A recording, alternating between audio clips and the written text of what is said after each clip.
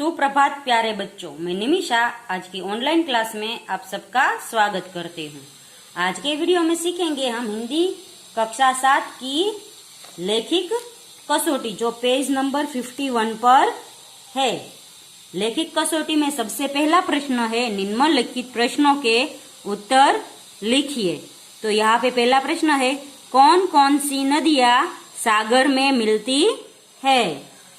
तो इसका जवाब है गंगा, यमुना, ब्रह्मपुत्रा, कावेरी और कृष्णा जैसी नदियां है वो सागर में मिलती है। दूसरा प्रश्न है हरियाली कहाँ कहाँ दिखाई देती है। तो इसका जवाब है हरियाली मैदान, वन, बगीचे, बागों में दिखाई देती है। तीसरा प्रश्न है सेठ ने कुत्ते को क्यों मुक्त कर दिया। तो एक दिन सेठ के घर चोरी हुई थी, तो चोर ने जहाँ सारा धन छुपाया था, कुत्ता है वो सेठ जी को वहाँ है उसकी धोती पकड़ कर ले गया और चुराया हुआ सारा धन है वो मालिक को या सेठ को बताया और सेठ को उसका चुराया हुआ सारा धन मिल गया। इसलिए खुश होकर सेठ ने कुत्ते को मुक्त कर दिया। चौथा प्रश्न है माला में कौन कौन से फूल एक रूप है। तो माला में बेला, जूही, चंपा, चमेली जैसे सब फूल है वो एक रूप है। आगे का प्रश्न है साधु कैसा होना चाहिए। तो साधु है वो सूप जैसा होना चाहिए, सार सार को ले ले और जो थोथा है वो उड़ा दे। फिर आगे का प्रश्न है निम्नलिखित वाक्यों में उचित विराम चिन्ह लगाए। तो यहाँ पर है विराम चिन्ह यानी अटकने का स्थान लगाना है। हमने विराम चिन्हों है वो सब सीखे हैं, वही हमारे यहाँ पे है प्रश्न के रूप में पूछे है, उसका जवाब हमें देना है। पहला है चिड़िया कब खुशी के गीत गाती है। तो वो प्रश्नार्थ चिन्ह होगा क्योंकि कब आया है। हमें कोई जानकारी प्राप्त करनी है तो हम है प्रश्नार्थ चिन्ह विराम चिन्ह लगाते हैं। फिर है जल ही जीवन है। तो ये एक अर्थपूर्ण वाक्य है, इसलिए यहाँ पूर्ण विराम आ जाएगा।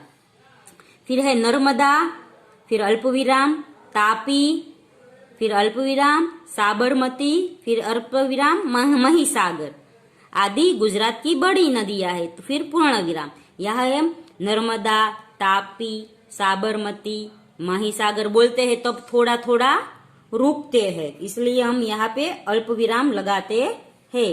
आगे है वाह, वाह फिर होगा उद्गार चिन्ह, कितना आश्चर्य, कितना सुंदर दृश्य है, फिर पूर्ण विराम आएगा।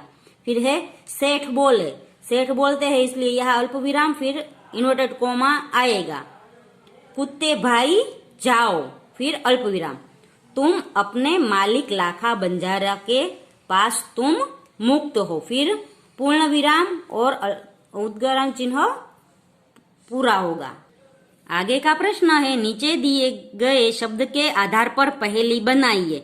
तो पहेली बनानी है, जैसे पहली है कागज, तो उससे मैंने बनाया है 3 अक्षर का मेरा नाम, मुझ पर लिखना सबका काम, प्रथम कटे तो गज कहलाऊं, बीच कटे तो काज बन जाऊं। फिर दूसरा है जीवन, तो इससे हम पहले बनाएंगे 3 अक्षर का मेरा नाम, जीव देना मेरा काम, प्रथम कटे तो वन कहलाऊं, बीच कटे तो जिन बन जाऊं। फिर आगे है मोबाइल का उपयोग जीवन में लाभदायी है या हानिकारक, क्यों, अपने विचार लिखिए। तो मैंने है वो मोबाइल के जो लाभ है वो भी लिखे हैं और जो हानि होती है वो भी लिखी है। तो है पहले है मैंने लाभ लिखे हैं। तो हम सभी जानते हैं कि मोबाइल फोन आज के जमाने में हर किसी की जरूरत सी हो गई है। मोबाइल फोन आज हर इंसान के लिए सुविधा देती है और मोबाइल फोन से नुकसान भी होता है। इंसान अपनी जेब में मोबाइल फोन को रखते हैं। मोबाइल फोन के जरिए आप कहीं भी किसी भी समय किसी से भी संपर्क कर सकते हैं। आप अपने मनोरंजन के लिए गाना भी सुन सकते हैं, गेम खेल सकते हैं, फिल्म देख सकते हैं। मोबाइल फोन कैमरा से फोटो और वीडियो भी बना सकते हैं। मोबाइल फोन आज के जमाने में हर एक इंसान के लिए बहुत ही जरूरी बन चुका है। मोबाइल से हम ऑनलाइन शिक्षा भी प्राप्त कर सकते हैं। सभी प्रश्नों के जवाब ढूंढ सकते हैं। मोबाइल से इंटरनेट की और कई सारी जानकारी प्राप्त कर सकते हैं। मोबाइल के जरिए घर बैठे बैंक, लाइट बिल, रिचार्ज, पैसे ट्रांसफर करना, वस्तु मंगवाना या बेचना जैसे कई कार्य कर सकते हैं। इसके अलावा भी मोबाइल के कई सारे लाभ है, आप लिख सकते हैं। फिर है हानि। फायदा के साथ मोबाइल के कई सारे नुकसान भी है।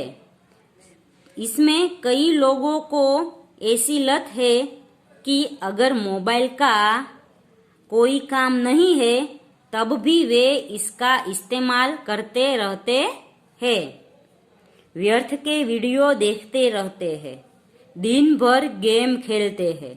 मोबाइल के कारण कई लोगों के रिश्ते भी टूट जाते हैं या खराब हो जाते हैं। लगातार मोबाइल के उपयोग से शरीर को काफी नुकसान पहुंचता है। मोबाइल के वाइब्रेशन हमारी शरीर के और मगज के लिए अच्छे नहीं। इससे हमें सिर दर्द, याददाश्त कमजोर होती है, बहरापन, एकाग्रता की कमी, अनिद्रा जैसी समस्याएं देखने को मिलती है।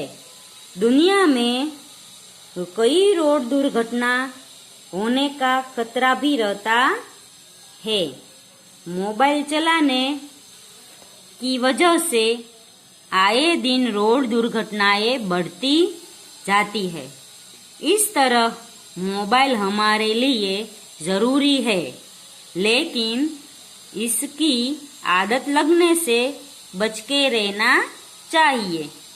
इसलिए मोबाइल का उपयोग अपने जरूरत के हिसाब से करें, बेवजह इस्तेमाल ना करें। फिर अंतिम प्रश्न है, निम्नलिखित संज्ञा शब्द को कोष्टक में उचित स्थान पर रखिए। तो हमने संज्ञा सीखी थी, संज्ञा यानी नाम। तो ये व्यक्तिवाचक नाम, जातिवाचक, द्रव्यवाचक, भाववाचक और समूहवाचक, ये सभी प्रकार हमने संज्ञा के सीखे हैं। तो इन शब्दों को हमें एक एक करके इसमें रखना है। जैसे पहला है भारत, तो भारत है वो एक नाम है, किसका? देश का।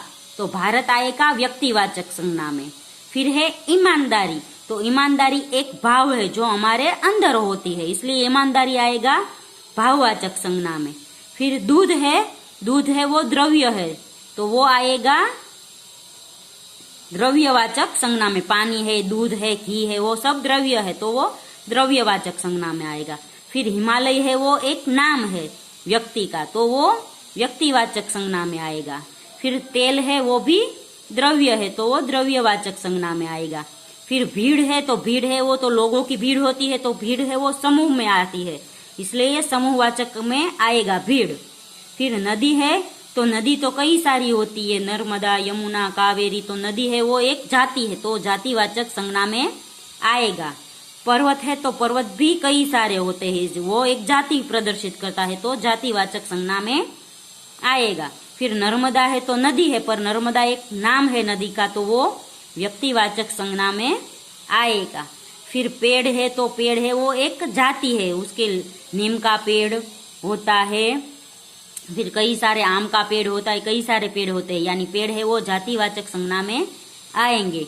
बुराई है वो एक भाव है हमारे अंदर का, तो वो भाववाचक संज्ञा में आएगी।